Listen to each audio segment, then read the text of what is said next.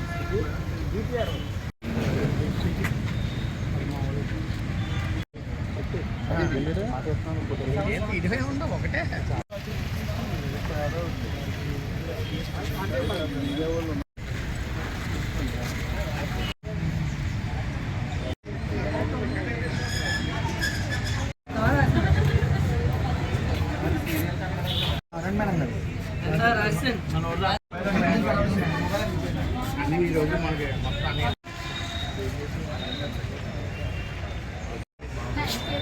Mobile అంటే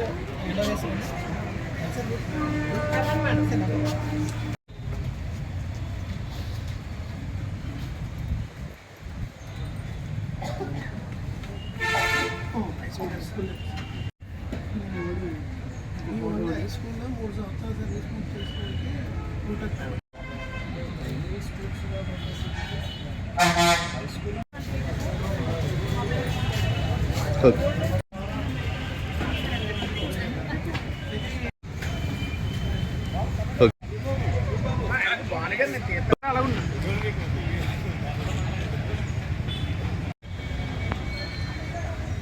okay sir.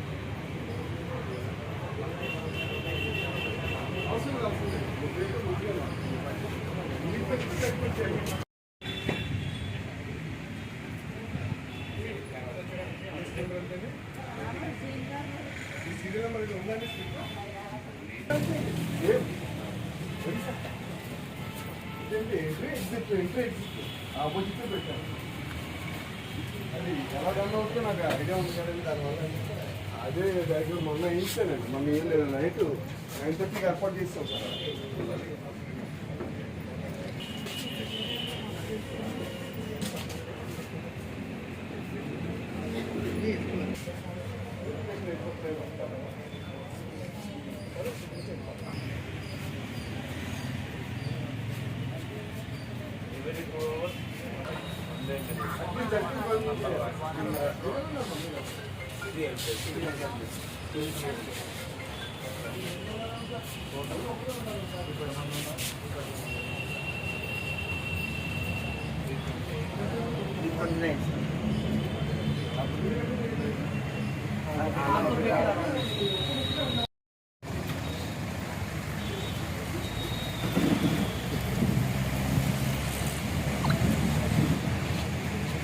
Slip ఉందమ్మా, slip ఉందండి. టీఎస్ నెంబర్ ఎంత అండి? 28. ఈ గుమ్మమేనండి. 29 ఆ గుమ్మం, 28 ಇದೆ.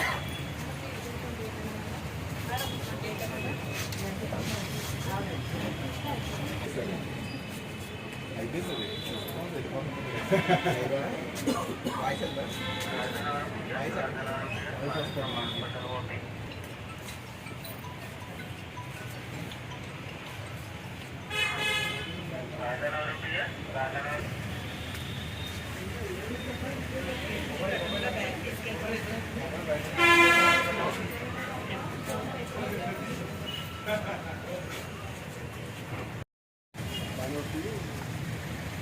వరకు సార్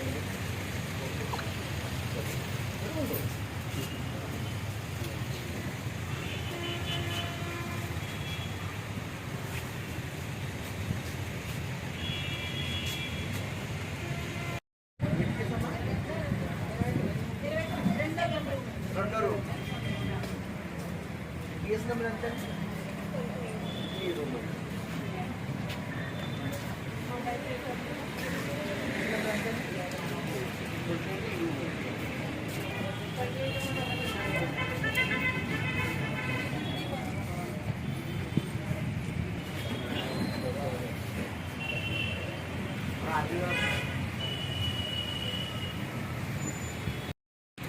ఎంతమ్మా పిఎస్ ఎంత ఉంది? అది కాదు పిఎస్ నెంబర్ 28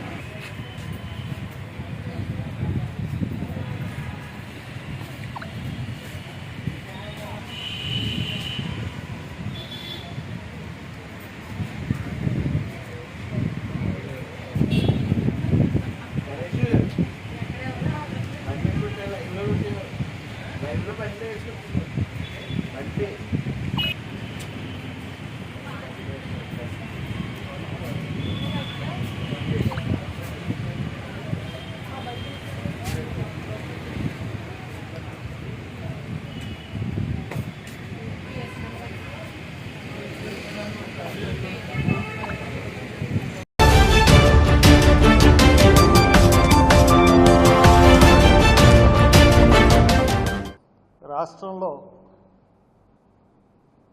డైవర్షన్ పాలిటిక్స్ అన్నవి బాగా నడుస్తూ ఉన్నాయి. డైవర్షన్ పాలిటిక్స్కి కేంద్ర బిందువు ఎప్పుడు కూడా పవన్ కళ్యాణ్ గారే అవుతున్నారు. ఇప్పుడు ఇంతకుముందు లడ్డు వివాదం జరిగింది, తర్వాత కల్తీ నూనె వ్యవహారం జరిగింది. కొండనే తవ్వి ఎలకలను పట్టి చందనంగా ప్రభుత్వం హాస్యాస్పదమైంది. ఈ రోజున ప్రభుత్వం వచ్చి 6 నెలలు అవుతూ ఉంది. ప్రధాన సమస్యలు ఏం కూడా ప్రభుత్వం ఎటువంటి ఎటువంటి సమస్యల్ని పరిష్కరించలేదు. రోడ్ల పరిస్థితి అలాగే ఉంది. ఇకపోతే నేను చాలాసార్లు చెప్పాను కాకినాడ రాజమండ్రి రోడ్డు గురించి. TV9 వాళ్ళు కూడా ప్రచారం చేశారు. మళ్ళీ చెప్తా ఉన్నాను, రోడ్ల పరిస్థితి ఏం బాగాలేదు. ఇప్పటిదాకా స్కాలర్షిప్ పేరు మీద ఒక్క నయా పైసా గవర్నమెంట్ ఇవ్వలేదు. 3,500 కోట్లు బకాయిలు ఉన్నాయని జగన్ చెప్తా ఉన్నాడు. జగన్ హయాంలో కూడా బకాయిలు ఈ గవర్నమెంట్ తీర్చలేదు. వీళ్ళిద్దరి అకౌంట్లోనే కాకుండా చంద్రబాబు నాయుడు అంతకుముందు ముఖ్యమంత్రి అయినప్పుడు కూడా బకాయిలు ఇప్పుడు వరకు తీర్చలేదు. విద్యా వ్యవస్థ పట్ల, ముఖ్యంగా పేద విద్యార్థుల పట్ల ప్రభుత్వం నిర్లక్ష్యంగా వ్యవహరిస్తుంది. ఇంకా ఒక్క పెన్షన్లు తప్పితే ఈ రోజుకి కూడా గవర్నమెంట్ ఉద్యోగస్తులకి జీతాలు పడలేదు. ఇవన్నిటి డైవర్షన్. కాకినాడ పోర్ట్, అసలు కాకినాడ పోర్ట్ ఏంటి, దీని గొడవ ఏంటి మనం చూసుకున్నట్లయితే, మా చిన్నప్పటి నుంచి కాకినాడ పోర్ట్ అంటే స్మగ్లింగ్. అంటే ఇప్పుడు ఆర్థిక విధానాలని సవరించడం ద్వారా ఏ వస్తువైనా సరే, ఏ దేశంలో తయారైన వస్తువైనా సరే, ఏ దేశంలో అన్నా దొరుకుతూ ఉంది. విదేశీ వస్తువులకి సెంట్లు కానీ, పౌడర్లు కానీ, లేకపోతే కెమెరాలు కానీ, వీటికి చాలా పెద్ద గిరాకీ ఉంది. ఎక్కడ దొరుకుతాయంటే అనపర్తి. స్మగుల్డ్ గూడ్స్కి అడ్డ అనపర్తి. అనపర్తి ఎందుకంటే అనపర్తి అక్కడ నుంచి కాకినాడ పోర్ట్ నుంచి స్మగుల్ తీసుకొచ్చి ఇక్కడ అమ్ముతారని పెద్ద ప్రసిద్ధి. ఇకపోతే ఇక బియ్యం గురించి చెప్పాలనుకుంటే, బియ్యమే కాదు, కాకినాడ పోర్టులో సీఎం చిట్టుకుమంటే సీఎం గారికి తెలుస్తుంది. అది ఏ సీఎం అయినా సరే కాకినాడ పోర్టులో జరిగే చీకటి సామ్రాజ్యం గురించి జిల్లా కలెక్టర్కి, జిల్లా ఎస్పీకి పూర్తిగా తెలుసు. అందు గురించి అక్కడ కాపలాలు ఉండవు, ఏముండవు. ఎందువల్లంటే ఈ వ్యాపారం ఇప్పటి నుంచే కాదు, ఎప్పటి నుంచో జరుగుతుంది ఈ బియ్యం వ్యాపారం. ఈ బియ్యం స్మగుళ్ళు, బియ్యం అక్రమ రవాణా, అంటే బియ్యాన్ని మన దేశం నుంచి ఎగుమతి చేయకూడదు. ఒక్క బాసుమతి బియ్యం తప్పితే దగ్గర ఏ రైస్ని కూడా మనం ఎగుమతి చేయకూడదు. That is India policy. ఎందువల్లంటే ఈ రోజున బియ్యం నిల్వలు భారతదేశంలో ఎంత ఉంటాయంటే ఒక 8 సంవత్సరాలకు సరిపడే, అంటే 8 సంవత్సరాల వరకు వరవ వచ్చిందనుకోండి, దానికి సరిపడే నిల్వలు భారతదేశం దగ్గర ఉన్నాయి. అలా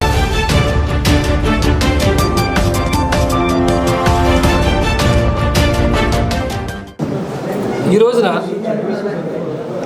రాష్ట్ర వ్యాప్తంగా విద్యా హక్కు చట్టాన్ని వ్యాప్తి చేయడం, విద్యా హక్కు చట్టం గురించి ఆంధ్రప్రదేశ్ రాష్ట్రంలో ఉన్నటువంటి అన్ని గ్రామాలకు కూడా ఈ యొక్క ఎడ్యుకేషన్ యాక్ట్ని తీసుకెళ్ళి వాళ్ళందరూ కూడా దీని మీద అవగాహన కల్పించడం గురించి, అందులో భాగంగా పీటీఎస్ఎఫ్ను విస్తరించిన దానిలో భాగంగా ఈరోజు ముఖ్యంగా పీటీఎస్ఎఫ్ రాష్ట్ర మహిళా విభాగాన్ని ప్రకటించడం జరిగింది. మహిళా విభాగానికి నల్లబోతుల భవానీ శ్రీనివాస్ గారిని, వైస్ ప్రెసిడెంట్గా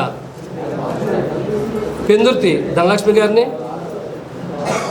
సెక్రటరీగా పరమటి భారతి గారిని, జాయింట్ సెక్రటరీగా దొంగ పద్మజ గారిని ఈరోజు ప్రకటించడం జరిగింది. మా యొక్క ముఖ్య ఉద్దేశం ఒకటే సార్, అందరికీ విద్య, అందుబాటులో విద్య, అందరూ చదవాలి, అందరూ ఎదగాలి. నిరక్షరాస్యత నిర్మూలన, సంపూర్ణ అక్షరాలు సాధించే ధ్యేయంగా పెట్టినటువంటి యొక్క అసోసియేషను రాష్ట్ర వ్యాప్తంగా అభివృద్ధి అవుతే అందరూ కూడా చదువుకోవడం వల్ల రాష్ట్రంలో అయితేనేమి అన్ని చోట్ల కూడా నేర ప్రపంచం తగ్గుద్ది. అందరూ విద్యావంతులు అవటం వల్ల, ప్రతి ఒక్కరు చదువుకోవడం వల్ల అందరికీ కూడా ఒకరినొకరిని అర్థం చేసుకుని చక్కగా చదువుకోవడం వల్ల ఉద్యోగాలు చేసుకుని ఏదైతే కష్టపడి చదివించారో తల్లిదండ్రులను చూసుకునేటువంటి పరిస్థితి భవిష్యత్తులో ఉంటుంది. కాబట్టి ఈ యొక్క విద్య ద్వారానే మిగతా అన్నీ కూడా ఆధారపడి ఉన్నాయి. కాబట్టి విద్య అనేది ఈ యొక్క ప్రధాన ఎజెండాగా పెట్టుకుని మా అసోసియేషన్ స్థాపించడం జరిగింది. కాబట్టి విద్య అనేది అందరికీ అందుబాటులో ఉండాలి, అందరూ చదవాలి, అందరూ ఎదగాలనేది మా యొక్క పీటీఎస్ఎఫ్ యొక్క ప్రధాన ధ్యేయం. మనకున్న విద్యా సమస్యలో ఉన్న లొసుకులన్నీ కూడా మనం ఇంప్లిమెంట్ చేసుకుంటూ ప్రతి ఒక్కరు విద్యార్థులు చదువుకోవాలంటూ విద్యలో ఉన్నది మొత్తం ఎవరైనా సరే, పెద్దవాళ్ళు ఎవరైనా సరే అది లాతోనే చూసుకుంటూ మనం అందరికీ ప్రతి ఒక్కరికి విద్య అందించాలన్న ధ్యేయంతోనే ఈ పీటీఎస్ఎఫ్ ధ్యేయం అండి. సో నెక్స్ట్ వచ్చి పిల్లలు ప్రతి ఒక్కరండి, రూరల్ కానీ మన రంపచోడవరం ఏజెన్సీ పిల్లలు కూడా చదువుకోవడానికి ముందుకు రాదు. ఎందుకంటే ఏ పనికి వెళ్తే ఏ రూపాయి వస్తుంది అన్నట్టు పేరెంట్స్ కానీ పిల్లలు కానీ అదే ఉన్నదండి.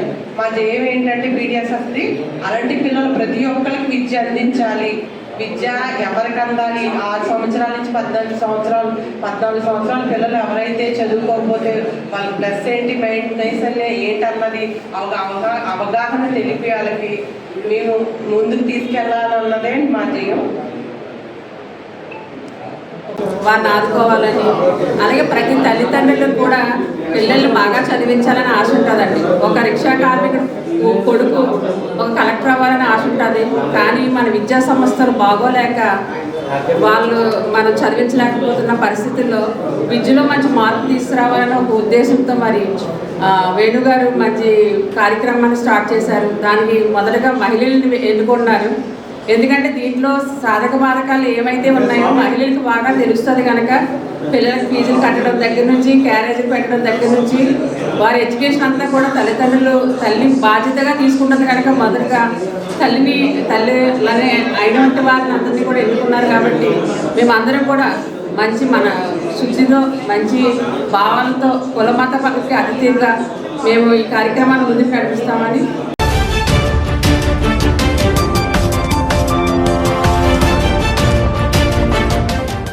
ప్రింట్ అండ్ మీడియా పాత్రికేయ మిత్రుల సోదరులకు ధన్యవాదాలు తెలియజేస్తున్నాను. మన రాజమండ్రి తెలుగుదేశం పార్టీ ఎస్సీ విభాగం తరఫున ఈరోజు ఈ ప్రెస్ మీట్ నిర్వహించడం జరిగింది. దీనికి కారణం నిన్నటి రోజున మరి ఓయి నిన్నే సినిమా హీరో, సింగిల్ స్టార్, అలాగే సింగిల్ పొలిటీషియన్ భరత్ నిన్న మరి రాజమండ్రిలో ప్రెస్ మీట్ పెట్టే దమ్ము ధైర్యం సరిపోక మరి లేనిపోని కారణాలు చూపించి తన సొంత రాజకీయ స్వార్థం కోసం 5 సంవత్సరాలు దళిత సమాజాన్ని వాడుకుందే కాక మళ్ళీ అదే దళితుల మీద తన రాజకీయ జీవితాన్ని ఏదో చేద్దామని చేస్తున్నారు.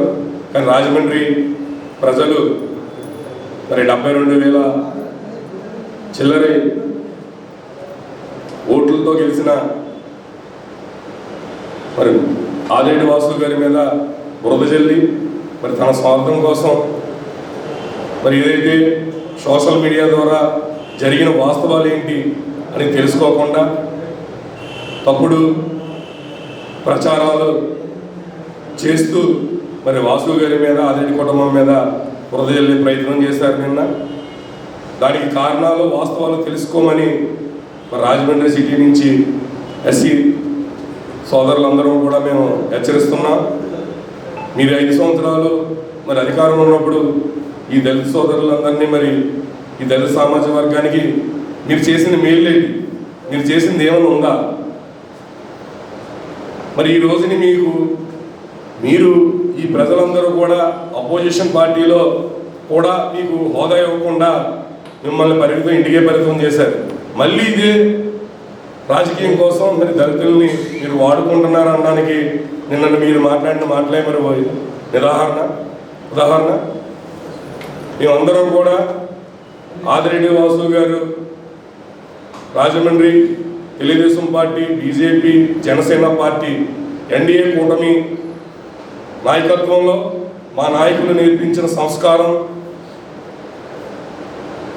ప్రజల పట్ల రాజకీయంగా ఎలా ఉండాలి అనేది వాళ్ళని చూసి మేము నేర్చుకుంటున్నాం.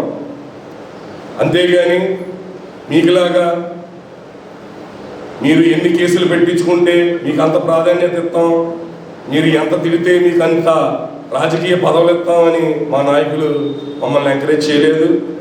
కానీ మీరు చేసింది ఈ రోజుని ఇంకా మేము అధికారంలో ఉన్నాం, మనం ఏం మాట్లాడినా ప్రజలు నమ్ముతారేమో అన్న దృష్టితో మార్గాన్ని భరత్ తప్పుడు సోషల్ మీడియా ద్వారా తప్పుడు పోస్టులు పెట్టించి అబ్యూస్ లాంగ్వేజ్తో మా సిటీ ఎమ్మెల్యే గారిని ఫేస్బుక్ ద్వారా మరి కామెంట్లు చేస్తూ మాట్లాడిన దానికి మేము పెట్టిన తెలుగుదేశం పార్టీ నుంచి పెట్టిన కంప్లైంట్స్ అది మీరు పూర్తిగా తెలుసుకోండి. అంతేగాని పోలీసు వారికి నేరస్తుడు దళితుడా లేదా బీసీయా మైనారిటీయా అనేది ఉంటుందా? నేరస్తుడికి నేరస్తుడే, ఏ కులమైనా ఏ మతమైనా. అంతేగాని మీరు మాట్లాడేది చూస్తే మీరే ప్లానింగ్ ఇచ్చి అతనే షర్ట్ తిప్పి నుంచుంటే మీ వాళ్ళే వెళ్ళి వీడియో కవర్ చేసినట్టు ఉంద తప్పితే అక్కడ పోలీసు వారు ఏ విధమైన దుర్భాషలు ఆడారని కానీ అక్కడ ఎవరన్నా అక్కడ నుంచొని షర్ట్ తిప్పిస్తున్నట్టు కానీ ఈ డిపార్ట్మెంట్ వ్యక్తి కూడా పక్కన లేడు. చనిపోయిన వాళ్ళ వైఎస్ఆర్సీపీ పార్టీని మళ్ళీ బతికించుకోవడానికి ప్రయత్నం చేస్తూ ఉన్నారు. ఎలాగంటే గతంలో ఎలక్షన్లో కూడా ఆయన గెలిచిన 2019 ఎలక్షన్ కూడా ఎస్సీలనే పౌరులుగా వాడుకునే వాళ్ళు అంతగా అధికారంలోకి రావడం జరిగింది. అధికారంలోకి రాగానే ఎస్సీల మీద తీవ్రమైన 5 ఏళ్ళు కూడా రోజుకు ఒక అగాత్యానికి పాల్పడి శిరోముండనాలు, డెడ్ బాడీలు, డోర్ డెలివరీలు, డాక్టర్లు, ఎంబీబీఎస్ డాక్టర్లని కూడా నడి రోడ్ల మీద కొట్టుకొని నానా రకాలుగా పిచ్చివాళ్ళగా ముద్రేసాలు చనిపోవడానికి కూడా రకరకాలుగా కారణాలతో ప్రతిరోజు కూడా హింసించారు. అటువంటిది ఈ రోజుని ఏదో మరలా కూడా దళిత వర్గాలను అడ్డు పెట్టుకొని మీ చనిపోయిన పార్టీని బతికించుకోవడానికి ఏ రాజకీయ కుట్రలు పొందుతా ఉన్నారు. ఇవి విఘ్నులైన దళిత వర్గాలందరూ కూడా ఆలోచించి మన తెలుగుదేశం పార్టీకి గత ఎన్నికల్లో ఎలాగైతే అండగా నిలబడ్డామో మరింత బలంగా వాళ్ళకి తెలుగుదేశం పార్టీకి అండగా నిలబడవలసిన అవసరం ఎంతైనా ఉందని చెప్పేసి ఈ సందర్భంగా తెలియజేస్తా ఉన్నాం.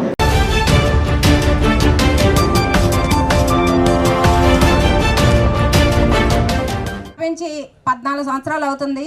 ఈ 14 సంవత్సరాల్లో కూడా అందరూ కూడా వెన్నుదన్నుగా నిలబడి ఈ సంస్థను ఇంతవరకు తీసుకొచ్చారు. ఈ సంస్థని ఎవరి కాళ్ళు ఏ టైంలో ప్రెసిడెంట్ సెక్రటరీ ఏ టైంలో ఉన్నా వాళ్ళందరూ కూడా దీన్ని ముందుకు తీసుకెళ్లారు. కానీ ఒక్క కరోనా టైంలో కొంచెం డల్ అయ్యింది అంతే తప్ప తర్వాత నుంచి అంతా బాగానే జరిగింది. ముఖ్యంగా దీనికి పునాది వేసిన పావర్తి గోపాలరావు గారు కానీ వారి మిసెస్ అవనిజా మేడం గారు కానీ దీనికి ఎంతో కృషి చేశారు. విత్తన ఆవిడ పేరుతోటి ఈ అన్నదాన కార్యక్రమం చేయాలని చెప్పేసి మా కుటుంబ సభ్యులందరం కూడా నిర్ణయించుకున్నాం. మరి ఇది 3వ వర్ధంతి. మరి ఈ కార్యక్రమంలో పెద్దవారు, ముసలివారు, బాగా ఏజ్ ఉన్నటువంటి వాళ్ళు ఈ చలికాలంలో మరి బాసరగా ఉండాలని ఈ రగ్గులు, దుప్పట్లు వీటిని కూడా వీళ్ళకి ఇవ్వాలని చెప్పేసి అనుకుని వెంటనే ఇక్కడ ఉన్నటువంటి అందరికీ కూడా ఇవ్వాలనేటువంటి ఆలోచనతో మా పెద్దమ్మాయి అమెరికా నుంచి కూడా ఫోన్ చేసి నాన్నగారు ఏదో ఇవ్వండి చేయండి అని చెప్పేసి చెప్పడం జరిగింది.